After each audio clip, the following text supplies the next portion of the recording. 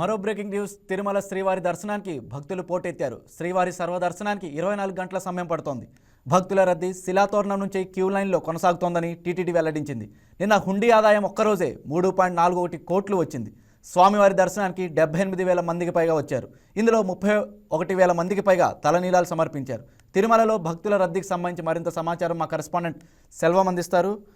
Right, good morning Selvam. శ్రీవారి దర్శనానికి భక్తులు పోటెత్తినట్లు చెప్తున్నారు. బాగా భారీగా హుండీ ఆదాయం కూడా వచ్చినట్లు తెలుస్తోంది. దీనికి సంబంధించి మీ దగ్గర ఉన్న అప్డేట్స్ ఏంటి? Good morning Raj Kumar. ఏదైతే చూసుకుంటే సంక్రాంతి సెలవులు ముగింపు దశకు చేరుకుంటున్న నేపథ్యంలో కూడా ఇటు తిరుమలకు భక్తులు పోటెత్తారు. నిన్నటి రోజు నుంచి కూడా భక్తులు భారీగా తిరుమలకు తరలి వస్తున్నారు. నిన్నటి రోజున కూడా సుమారు అంటే చూసుకుంటే కూడా 78,000 మందికి పైగా భక్తులు దర్శించుకోగా 31,000 మందికి పైగా భక్తులు స్వామివారికి తలనీలాలు సమర్పించి కూడా మొక్కులు తీర్చుకున్నారు.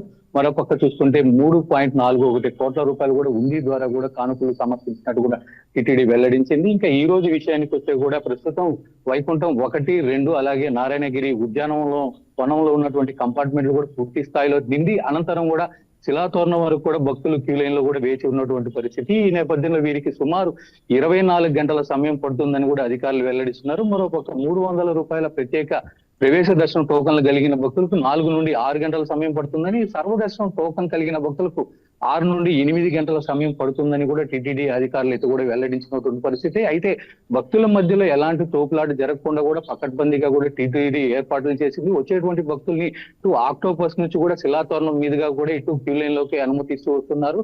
అదేవిధంగా క్యూ లైన్ లో వేచి ఉన్నటువంటి భక్తులకు ఎలాంటి ఇబ్బందులు తలెత్తకుండా కూడా టీటీడీ ప్రత్యేక చర్యలు ఏర్పాటు చేసింది.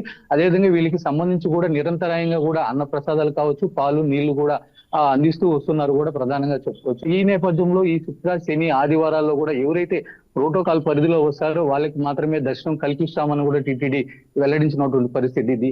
మరో పక్క ప్రధానంగా చూసుకుంటే మాత్రం టీటీడీ ఏదైతే సూచనలు, సలహాలు ఇస్తుందో ఆ మేరకే స్వామివారిని కూడా దర్శించుకోవాలని కూడా ఇటు టీటీడీ చెప్తున్నటువంటి పరిస్థితి. Rajkumar. Okay, right Selvam, thank you.